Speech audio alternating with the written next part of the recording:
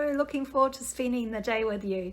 Today we're going to be looking at salt and light. Salt and light are in the Bible as ways that we can really make a difference to our world. Lighting is something that I sometimes struggle with when I'm filming. Would you like to see what my studio looks like? Are you ready? Okay, here we go.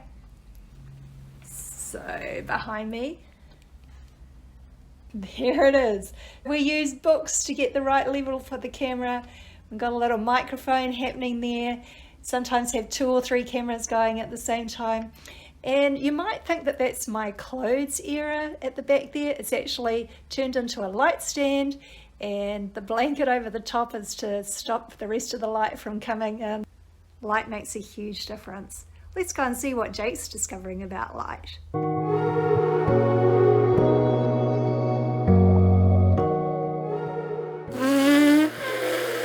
Man, what I wouldn't give for a peanut. What's up, everybody? It's me, Jacob, and today we're getting creative with light. Creativity is imagining what you could do because you were made in God's image. And God could tell you a thing or two about light. It was the first thing he created after all. Let there be light. Oh, no, too bright, too bright. Did you know that light can travel at 186,000 miles per second? If you were in a spaceship, it would take you 3 days to get to the moon. Light can travel to the moon in about a second. Fly me to the moon, let me put in the stars, and never... You can use light in all kinds of creative ways. Not only can you make shadow puppets, you need light to take pictures and make videos. This won't do it all. This is terrible lighting. Lights! No, down with the lights. No, too bright. Thank you. You can use lights to make a concert more exciting. You can even use light to communicate. SOS. Need help. I'm out of chocolate. Sad emoji. I don't actually know Morse code. In today's story, we're going to learn about another use for light. In fact, we're going to learn how you and me can be the light. I can make a bee. You gotta get the wings. Oh, okay. Bee. I'm a bee. See you in a few. The Bible. It's 66 books of history, stories, letters, and poetry that fit together to form God's one big story. The epic adventure of how He created us and loves us so much that He made a way to rescue us. As we travel through the Bible, from Genesis to Revelation, we discover people who met God and found their lives changed forever. Now, for an amazing story, inspired by the book of Matthew, chapter 5, verses 13 through 16. Keisha Jones tied the strings of a large white apron carefully behind her back. She glanced at awe at the gleaming silver countertops and appliances in the kitchen of a cupcakery where her brother Robert worked. This is amazing. Yeah, pretty great Myers letting us use the mixer and stove. Pretty great, you're helping me. Keisha offered to bake cookies to raise funds for the new marching band uniforms. Even better, she convinced Robert to help her. He clipped the smudge recipe page over the counter. Brown butter and toffee chocolate chip cookies? Sounds weird. Trust me, they are the bomb. Robert worked evenings in a bakery for 3 years, so Keisha had to admit, he probably did know. She looked over the recipe. 2 cups of flour, 1 teaspoon of baking soda, 1 teaspoon of salt?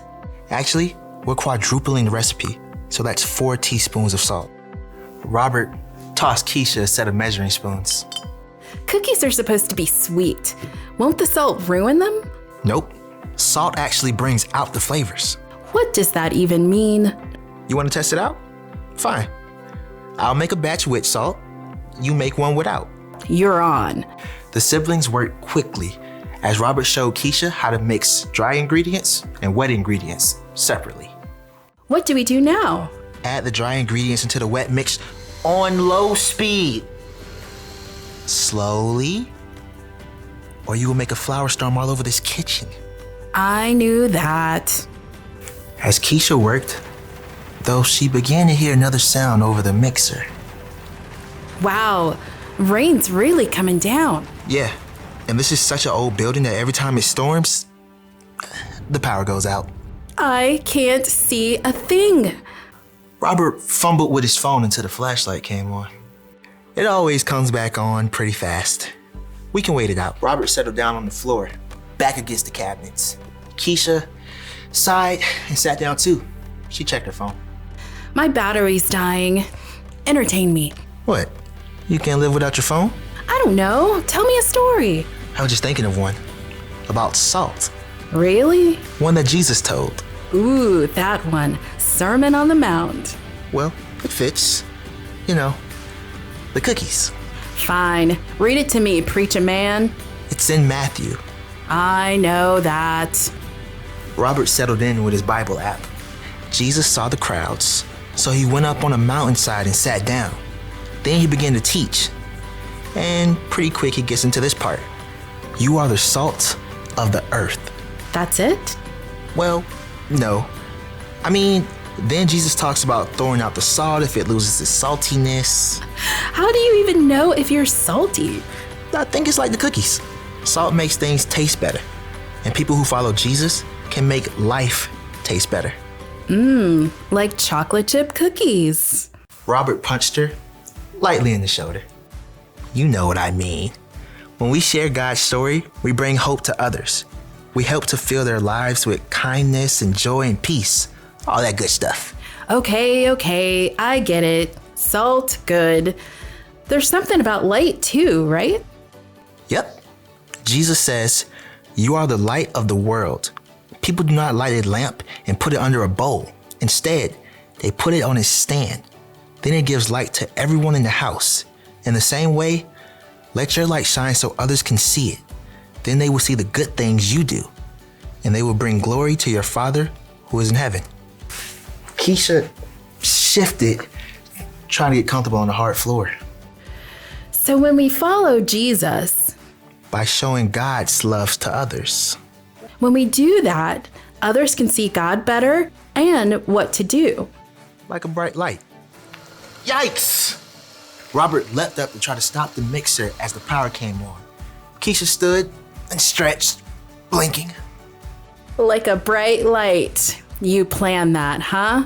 Of course. Well played. Hey, I'm gonna put salt in my batch of cookies after all. Well played. As Keisha measured the salt, she smiled.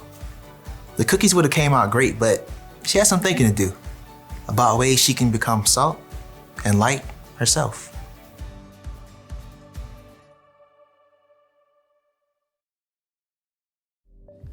Jesus said that I am a light.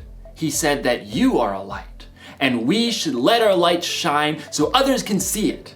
And when we shine our lights, it will help point people to God. So, how do we shine our lights? Well, we can give someone a helping hand. Oh, goodness. Oh! We can cheer someone on. You can listen when someone else needs to talk. That's my ear. Listening. Only you can shine your light the way you can. So get creative. All you have to do is treat others the way Jesus did. Love people, serve people, and treat people like they matter. Then you'll be giving people a glimpse of God's story. You'll show people how much God loves them and how much they matter to Him. Here's the one thing to remember today. God created you to share His story. Tell people with your words what God has done, or use your actions to point people to Him. No matter what, let your light shine. I know I'll never forget that. I'll see you next time. Oh, it's too bright. It's too bright. Bye. Oh, okay.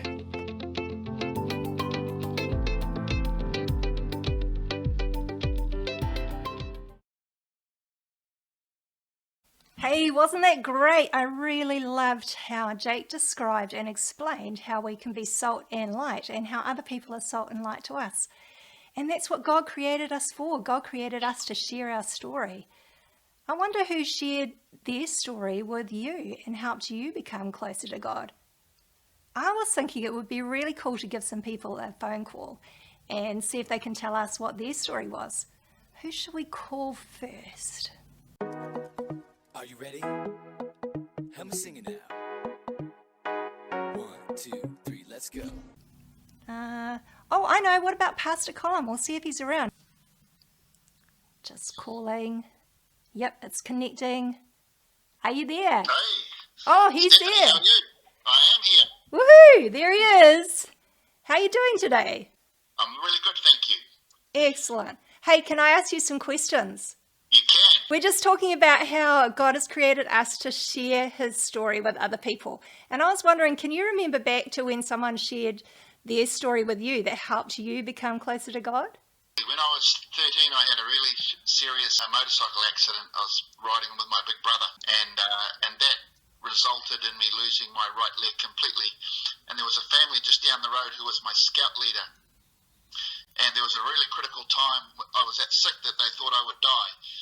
And I found out much, much later that the scout leader and his wife, who were both dairy farmers, got out of bed and prayed all night. that I would live. Wow.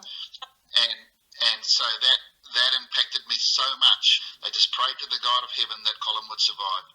And here I am. That's amazing. So I'm guessing that you've shared your story lots of times with very many people. Are there any times that you're scared when you're doing that? Yeah, sometimes you're worried about what people might think, but then I just surround myself in the fact that God loved me so much that I can't but help share that love. And so I just tell people that God loved me so much that he wants me to spend eternity with him, and I love to tell other people that God loves them so much that they can spend eternity with him. That's so good. Oh, thanks for chatting, Pastor Colin. Well, that was great. I wonder who will call next. It's ringing. Hey, hi Molly. And here she is here, the lovely Molly. How you doing, Molly? Good. This week at Kids Church, you already know that we're talking about how God created you to share his story. So I'm just wondering if I can ask you some questions. Sure. Okay, so my first question is, do you remember the first time that someone told you about Jesus or where you were? Yep, I was at my church in Auckland and I was probably about 2.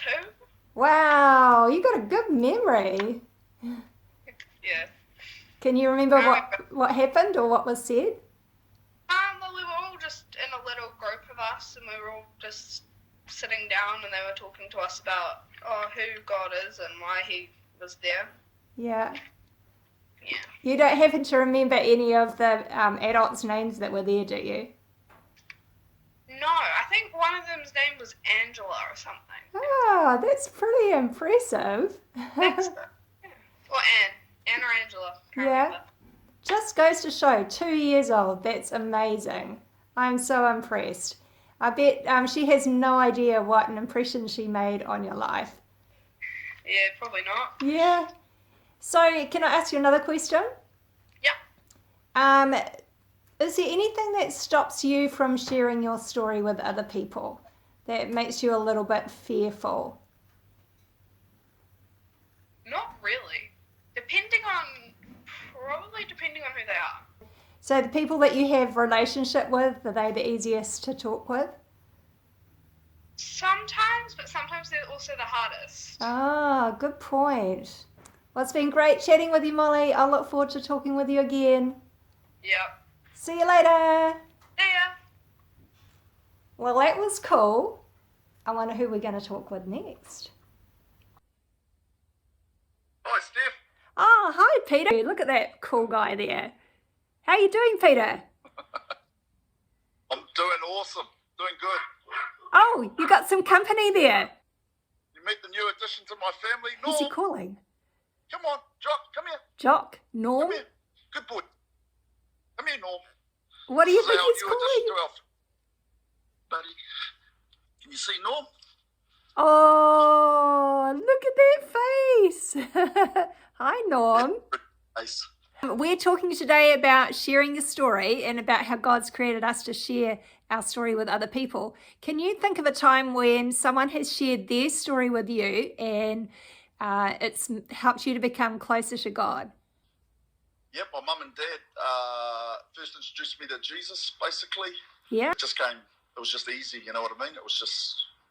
It was real easy. And then I made more of a commitment when I was about 12 and maybe 15, recommitted to the Lord. Yeah. Thank you so much for sharing your story. That's awesome to hear. And it doesn't matter whether you've been brought up in a Christian family or not, you still need to hear people's stories. So this is a good opportunity to share your story with others. Thanks so much, Peter. Bye. No problem. Hey, see you, mate.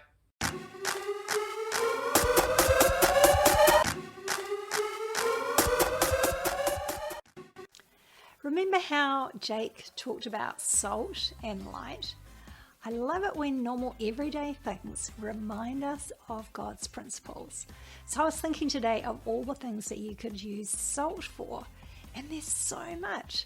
So number one thing that I thought of, because I've been experimenting with it a little bit lately, is sauerkraut. And that's a little bit of a weird thing. It's like cabbage and other vegetables, and you pile the salt into it, and then you mix it all up and squeeze it up, and eventually it turns into something that is really, really good for you. It takes about 6 weeks, quite a long time. But salt is a preserver. And another way that salt preserves is just with normal Play-Doh. If you've ever made Play-Doh before and then tasted it, you probably noticed it tastes quite salty. The salt is in there so that it preserves the flavour. Such an easy thing to make, but every time we play with Play-Doh, we can remember that God has called us to be salt in the world and to really make a difference. A really fun activity that you can do with salt is to make ice cream. So when you mix salt with ice, it lowers the freezing temperature, so it goes even colder, which makes the ice cream churn a lot quicker. Such a lot of fun to see what salt can do. And another thing I found was that brown butter cookies, they do taste better with salt. Who would have thought that? I guess it's like salted caramel and other salty things. Salted popcorn. It just tastes better. And when you share your story with people, it helps their lives to be better. You become the salt that makes everything better. So it's so worth it. And remember what Pastor Colin was saying. It's something that God's asked us to do because we can make a real difference. When we are the salt, when we are the light, and we share our story, we make a difference to eternity. So here's a suggestion. Why don't you go and make something tangible that's to do with salt to remind you to be salt and light in the world? You could make Play-Doh or the brown butter cookies that have got salt in them. That's pretty simple. Or if you're wanting a longer project, ice cream is really fun to make. Have a little discussion with your family. See what would be appropriate for you guys to do today. And while you're making these things to remind you to be salt and light, have a discussion. Talk about how you have been told about Jesus. And ask your mum and dad, who told you about Jesus first? What did you do? How did you react? Was it a good thing? Were you excited? Did you cry? Ask them as many questions as you can, because then they're sharing their story with you. Have a great week. See you later.